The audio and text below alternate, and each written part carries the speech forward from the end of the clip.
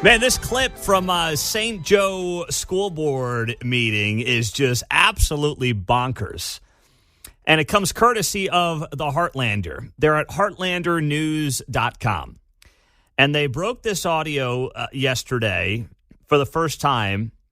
And I want to share, it's not from the meeting, it's from after the meeting. But it is unlike anything you are going to hear. And I will share the audio as well on social media, but I got to play it for you here. Now, I said to Mark, I said, listen, I'm going to share this audio. You got to bleep it out. So we got 21 F-bombs in here, right, Mark? In about a minute is the number I'm seeing. Yeah. All right, 21 F-bombs and then a bunch of other things that had to be bleeped out, right? Wanted to be safe there. All right. You feel good about this? Have you listened through this thing a couple of times? Yeah, I listened to it about 3 times. John was probably getting ready to smack me over the back of the head back there early in the show, but yeah.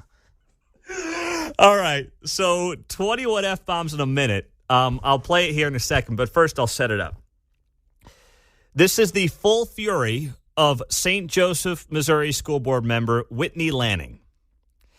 This was an unhinged tirade while she followed a fellow board member, Iswara Garcia, through various halls and rooms after a board meeting on February 26th. The video appears to have authentically combined silent surveillance footage with a recording of the incident. In it, Lanning can be heard spewing 21 F-words, as well as 5 other profanities, which she aims at Garcia and several other school board members.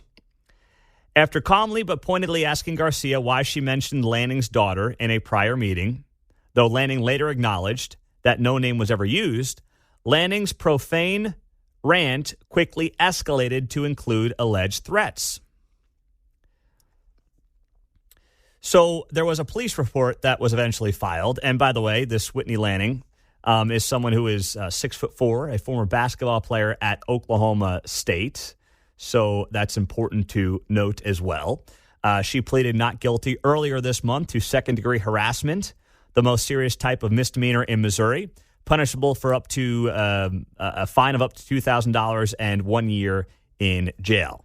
So we'll tell you the backstory here, a little bit more about why this happened, but it all stemmed from a school board member allegedly mentioning Whitney Lanning's child in a prior meeting, even though Lanning then later admitted that the school board member who she is cussing out here never used her kid's name, which is what she alleged and what apparently sent her off the deep end.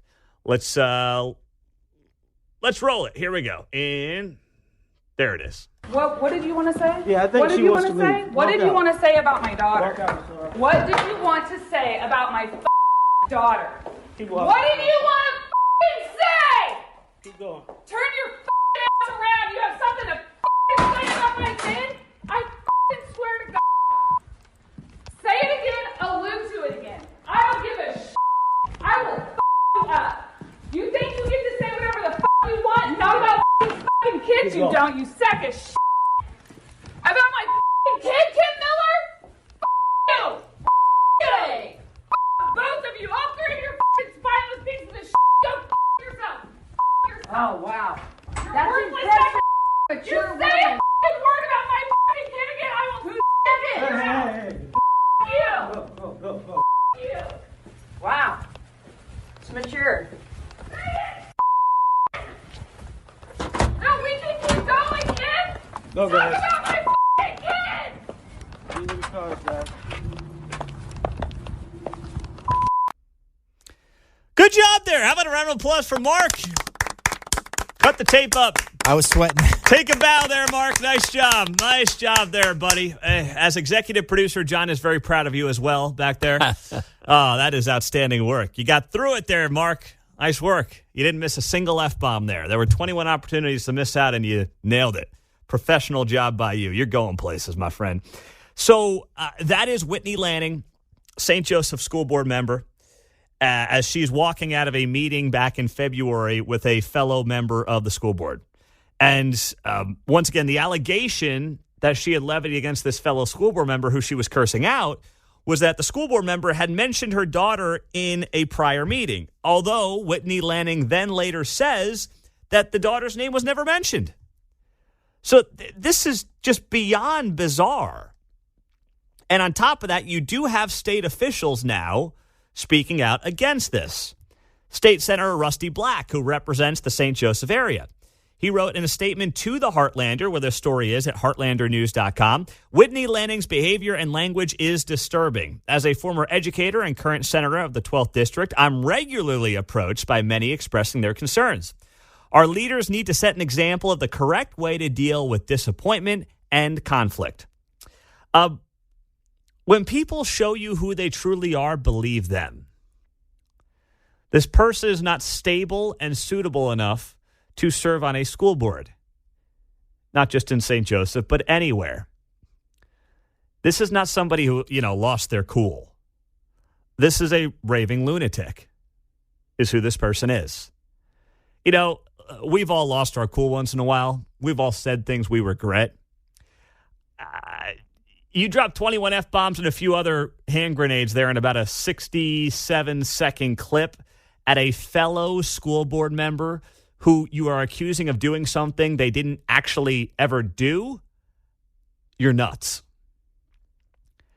And if you're in St. Joe, just know that these are the people that you've got on your school board. And this is really a message to everybody, because I guarantee you, and I will admit I'm guilty as charged.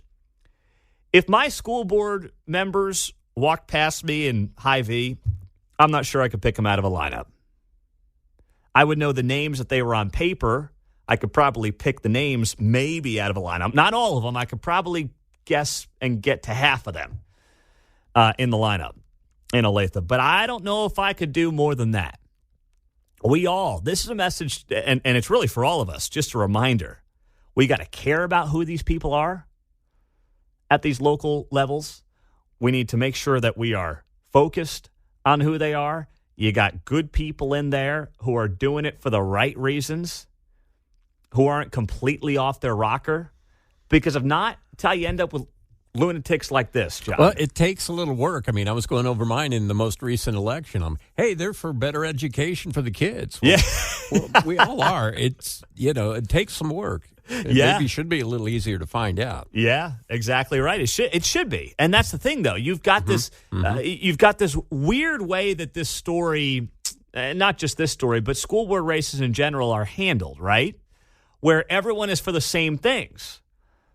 So how do you decipher genuine candidates from ungenuine candidates? How do you decipher good from bad, from people doing it for the right reasons and not doing it for the right reasons?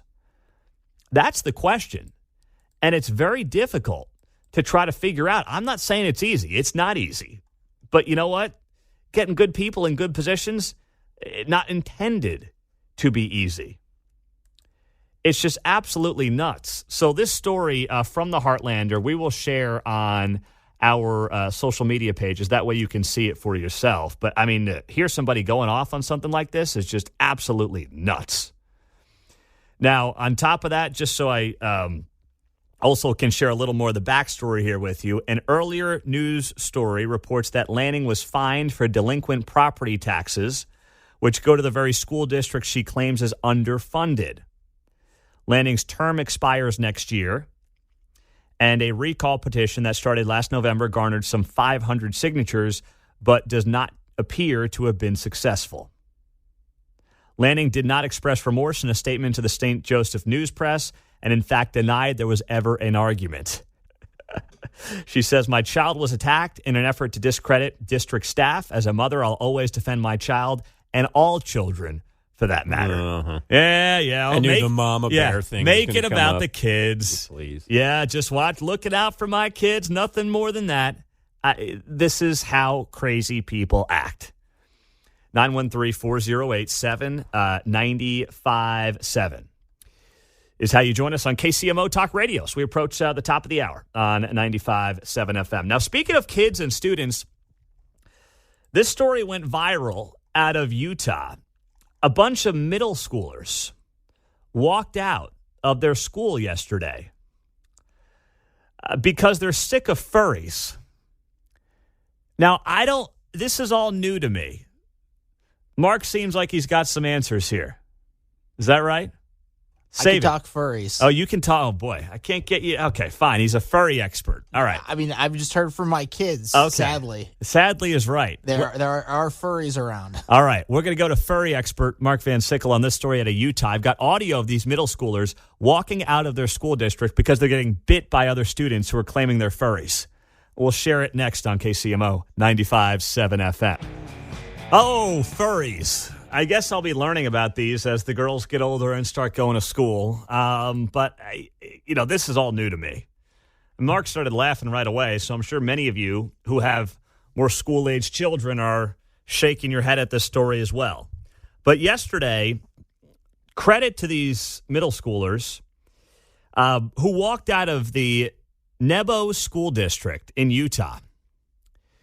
And they did this because, as they claim, and by the way, their parents are saying this is accurate as well, they've got furries over around the school district who are terrorizing other students.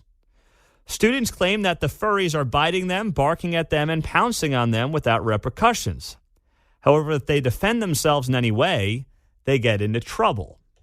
Yeah. So self-defense does not qualify if we're talking about a furry here. So before I play some of the audio from the middle schoolers, a furry, Mark, is basically a student who thinks he or she is an animal. Yeah, they pretend to be animals. Do they dress in animal attire? It depends on where they're at. Like at the park, Brielle said she's seen them at the park dressed up like that. Middle schoolers. Now, what does this mean, dressed up like that? What like do they wear? They have a tail or they have like ears on top of their heads. Oh, yeah. Oh, really? Okay. John, you sound like you're a furry expert too back there. You got a little expertise in the furry department? No, not an expert, but I mean, it's a perversion for adults. Even. Yeah. So I'm wondering where we're blurring the line here with grooming on some of this stuff. Well, it's a great question. So, Mark, have you seen them at the schools or at the parks, or just the kids have? I've been at the park with them, and Brielle has told me those kids are furries. Now, I didn't see them dressed like it at the time, but she said they've been at the park climbing, pretending they're animals. Walking on all fours? Yeah, stuff like that. Okay. And the things you did when you were 3 or 4. Yeah. So, like the things that my toddlers do. Yeah. But they're doing it at like 10 or 11. Okay. Just to be, so they're, because I get on the ground and my daughters and I like to pretend we're cheetahs. That's their big thing because they just recently learned the cheetah's the fastest animal on planet Earth. Yes. So we'll crawl around and, my 2-year-old loves it right now. And you hope they grow out of that phase. Well, and if they don't, we'll make sure they grow out of that phase, right? Like this is not going to work. There you go. This is kind of how you parent. So these are middle school to older elementary school kids who are pretending they're animals. And they're doing this in the classroom. And at the school district in Utah, these kids walked out and they've had enough. Here's some of the audio and video of these kids talking to a local journalist. So are they wearing a mask every day? Yes. But every time they go, they're always just wearing a mask. But the principal finally stood up and banned those stuff. But they still wear them every day. Yeah, and they don't get in trouble. The principal doesn't make them get in trouble. Yeah. All the principal says is just be kind, be nice. And then What's the point of dressing up like a furry? it's just I don't know. They think they're so cool that they want to get a lot of be attention. Slow down, They want kids. attention. So Slow down. People can come at them and just look at them and think that they're so cool. Okay. Okay, kids are all trying to talk at once there, but you get the point. But then this was also, I think, the more interesting part of this interview with all these kids outside of the Nebo School District in Utah. Your parents know you guys are out here? Yes! Okay. They attack us. If they bite us and we just kick them, we get in trouble. They attack us. They attack us and we get in trouble. And how else do they attack you guys? They either bite us, they scratch us, they bark pounce at us. on us. They pounce on us. And then perfume. One at a time, gosh! Sounds like my house right now. One at a time. Okay, so you hear what's going on. These kids are saying that they're getting bit. Now, they're not getting peed on, it sounds like. That's a good thing, but they're getting everything but that. You got to pay extra for that. Yeah.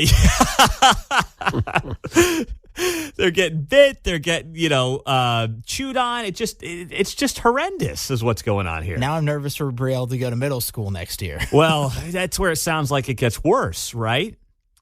What are we doing as parents?